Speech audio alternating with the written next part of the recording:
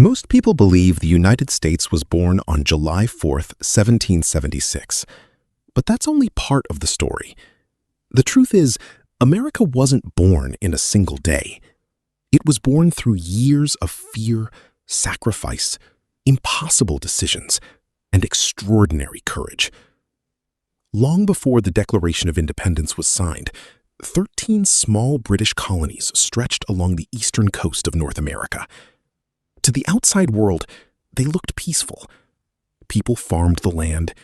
Merchants filled the ports with ships carrying tobacco, lumber, tea, sugar, and cloth. Families built homes, churches, schools, and businesses. Life wasn't perfect, but most colonists still considered themselves loyal British subjects. After all, Britain had protected the colonies for decades. The British flag flew over every government building. King George III was their king. Few people imagined that within a decade, they would be fighting the most powerful empire on Earth. Everything changed after the 7 Years' War ended in 1763. Britain had defeated France and expanded its empire across North America. It was one of the greatest military victories in British history. But victory came at an enormous cost. The war had nearly doubled Britain's national debt. Someone had to pay the bill. Across the Atlantic, British politicians believed the answer was obvious. The American colonies had benefited from the war. Now they should help pay for it. One by one, new taxes appeared. George Washington arrived outside Boston in the summer of 1775 and immediately realized the truth. This wasn't an army. It was a collection of ordinary men who had volunteered to fight. Some were farmers. Some were fishermen. Others were blacksmiths, shopkeepers, teachers, and laborers. Many had never stood in a military formation before. Some carried old hunting rifles. Others had no weapons at all. The camps were overcrowded. Food was running low. Disease spread quickly through the tents. Discipline was almost non-existent. Washington knew that courage alone would never defeat the British Empire. If America wanted to survive, this group of volunteers had to become a professional army. He began training them every single day. He demanded discipline. He insisted on order. Soldiers complained constantly.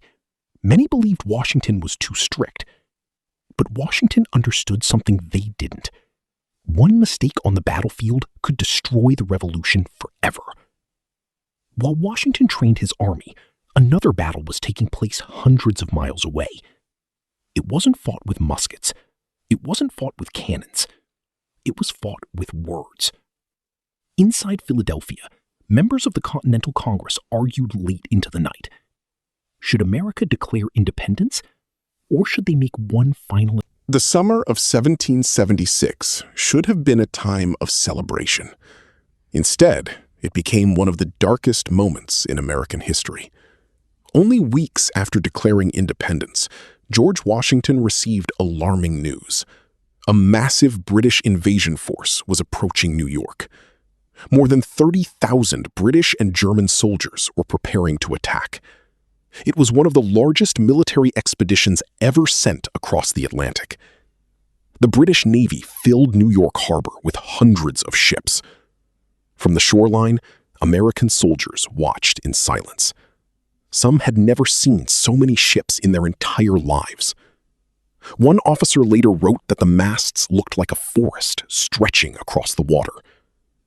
Washington understood the danger immediately. If New York fell, the revolution itself could collapse. The battle began in late August. The British Army was better trained, better armed, better supplied. They quickly outmaneuvered the Americans. Thousands of Continental soldiers were trapped against the East River. It looked like the war was already over. British generals believed victory was only hours away. But that night, something extraordinary happened. Under complete darkness, Washington organized one of the greatest military escapes in American history. Every available boat was quietly gathered. Soldiers crossed the river in total silence. No fires were allowed, no loud voices, no unnecessary movement. Then, just before sunrise, a thick fog covered the river.